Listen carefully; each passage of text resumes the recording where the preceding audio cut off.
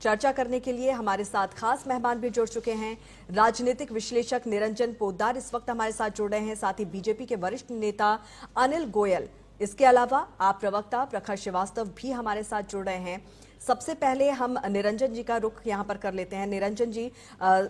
सरकार कब बनेगी, इंतजार कब खत्म होगा और मुख्यमंत्री कौन होगा, अब दिल्ली की जनता इस बात का इंतजार कर रही है। निश्चित रूप से देखिए अंकिता जी, जिस तरीके से भारतीय जनता पार्टी की राजनीतिक संस्कृति जो पिछले कुछ दिनों में रही है, आपको देखा होगा, चाहे छत्तीसगढ़ की बात करें, चाहे मध्य प्रदेश की बात करें, चाहे राजस्थान की बात करें और हरियाणा भी उसके अंदर आप शामिल कर सकते हैं। तो भारतीय जनता पार्टी अपना जो मुख्यमंत्री का जो पद जिसके लिए नामित करती है वो सबको चौंकाती है। लेकिन मेरा अब इसके अंदर थोड़ा सा मानना ये है कि शायद जो जिस तरीके से राजस्थान या छत्तीसगढ़ के अंदर जो फैसले हुए उनको लेकर के जिस तरीके से वहां सूबे के अंदर कुछ असंतुष्टि है, कुछ लोगों को कुछ ऐसा मुझे लगता है कि शायद केंद्रीय नेतृत्व को भी इस चीज का एहसास हुआ हो कि भाई जो हमारे यहाँ कहा जाता है ना कि वो 9 वर्ष की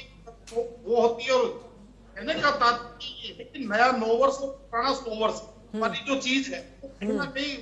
भी हम चीज समझ में आ गई कि आज इस तरीके से राजस्थान के अंदर इन्होंने मुख्यमंत्री धनलाल जी को बना दिया, अंतिम पंक्ति में से ला करके मुख्यमंत्री को बना दिया। लेकिन बात ये है कि ना वहां पे जो विधायक हैं वो स्वीकार कर पा रहे हैं, और वो भी कहीं ना कहीं कुर्सी के साथ जो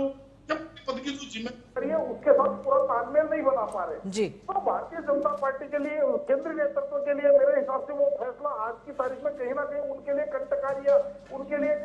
जिसको कहते हैं असहज फैसला महसूस हो रहा है। तो मुझे लगता है कि अब दिल्ली के अंदर भारतीय जनता पार्टी को ऐसा फैसला नहीं करेगी कि जिससे दिल्ली के जो चैलेंज है, जिस तरीके से चुनाव के इन्होंने जो अपने संकल्प पत्र में जो घोषणाएं की है, जो चुनाव के अंदर इन्होंने लोगों से जो वायदे किए और वो एक हिमालय की तरह खड़े हुए वादे हैं। और सबसे बड़ी बात जो आज आपको एक ऐसा मुख्यमंत्री देना है जो अरविंद केजरीवाल का रिक्त स्थान पूरा करे। क्योंकि जिस तरीके से अगर हम मान लीजिए अगर हम भ्रष्टाचार की बात करें या जो उनके ऊपर आरोप लगे या उनके ऊपर जिस तरीके से जो राजनीतिक घमंड है, उन सब चीजों को अगर आप किनारा कर दें तो पूरे देश के अंदर जो सबसे चर्चित और सबसे जिसको कहते हैं बहुप्रतीक्षित जो चेहरा था वो अरविंद केजरीवाल जी का था। तो उसी हिसाब से भारतीय जनता पार्टी को कम से कम एक ऐसा चेहरा देना पड़ेगा जो जनता उसके साथ उनको समकक्ष मान सके। लेकिन निरंजन जी कब मिलेगा वो चेहरा? सवाल तो अभी भी जस का तस यहाँ पर बना हुआ है। प्रधानमंत्री नरेंद्र मोदी जी अमेरिका दौरे से वापस आ चुके हैं और अब उम्मीद जताई जा रही है कि जल्द ही उस नाम पर मुहर यहाँ पर लग जाएगा। निरंजन जी, कई यहाँ पर चेहरे हैं, 9 नाम जो हैं वो शॉर्टलिस्ट किए गए हैं, जो खबर मिल रही है मीडिया के मुताबिक, और इन 9 नामों में से अब कहा जा रहा है कि जो दिल्ली का मुख्यमंत्री है वो तय किया जाएगा। लेकिन आपको क्या लगता है कि इस बार क्या महिला को मुख्यमंत्री बनने का मौका यहाँ पर बीजेपी की तरफ से दिया जा सकता है? देखिए अंकिता जी, निश्चित रूप से भारतीय जनता पार्टी की जो राजनीतिक संस्कृति है इसमें कुछ भी संभव है। लेकिन अगर मेरा अनुमान पूछेंगे या मेरे जहां आइडिया है, मुझे ऐसा लगता है कि भारतीय जनता पार्टी कोई ऐसे चेहरे को लेके आएगी सर्व स्वीकार्य हो और उसके अलावा इनका जो सामाजिक समीकरण है यानी कि सोशल इंजीनियरिंग है उसको साधता हो, साथ में जिसका सरकार, संगठन और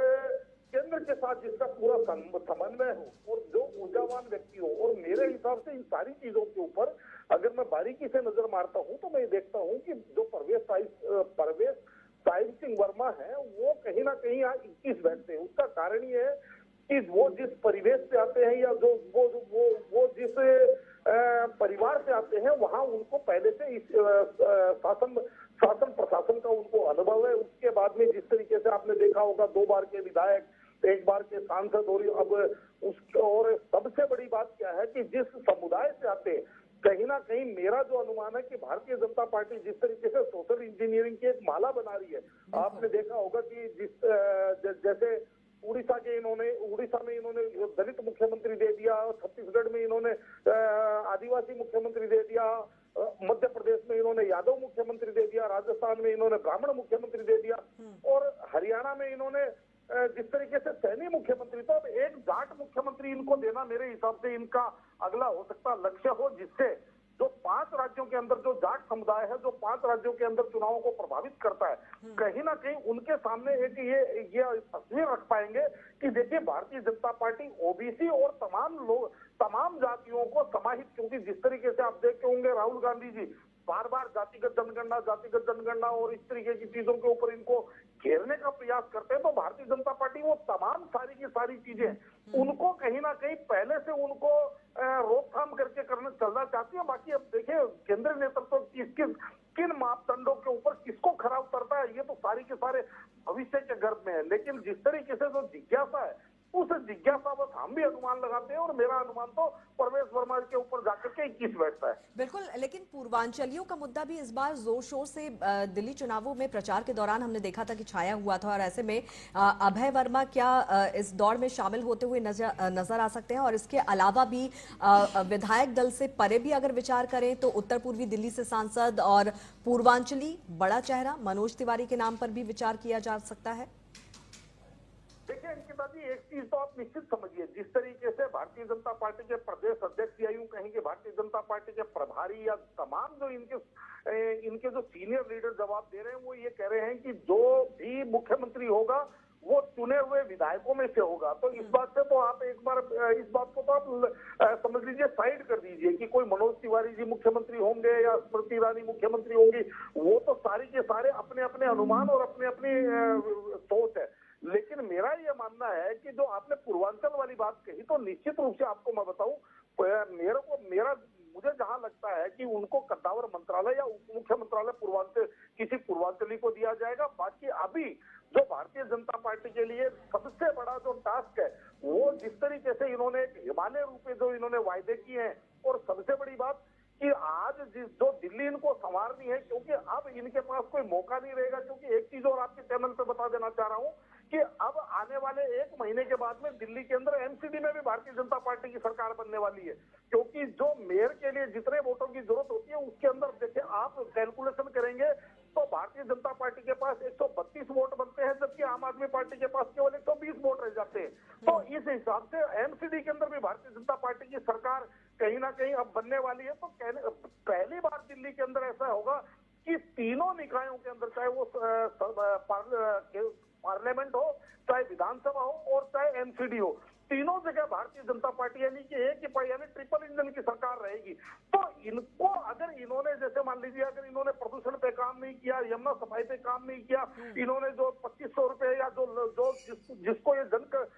कल्याणकारी योजना बताते हैं, जो डायरेक्ट बेनिफिट के तहत आती है, अगर इन्होंने वो चीजें नहीं चालू करी, तो कहीं ना कहीं यहाँ पे प्रतिष्ठा नरेंद्र मोदी जी की है। क्योंकि जिस तरीके से रैलियों के अंदर इन्होंने नरेंद्र मोदी जी के चेहरे पर चुनाव लड़ा, और मोदी जी ने कहा कि मोदी की गारंटी मतलब गारंटी पूरी होने की गारंटी, तो वो आप ये मान के चलिए, मुझे नहीं लगता कि भारतीय जनता पार्टी ऐसा कोई जोखिम मोल लेगी कि जिससे दिल्ली के अंदर कहीं ना कहीं उसको पीछे मुड़ करके देखना पड़े या उसको नजरें झुकानी पड़े। तो बाकी अब देखिए आने वाले 1-2 दिन में मेरे हिसाब से फैसला होने वाला है। दूध का दूध, पानी का पानी सबके सामने आ जाएगा। बिल्कुल। चलिए, बहुत बहुत शुक्रिया आप सभी मेहमानों का इस चर्चा में शामिल होने के लिए। समय की कमी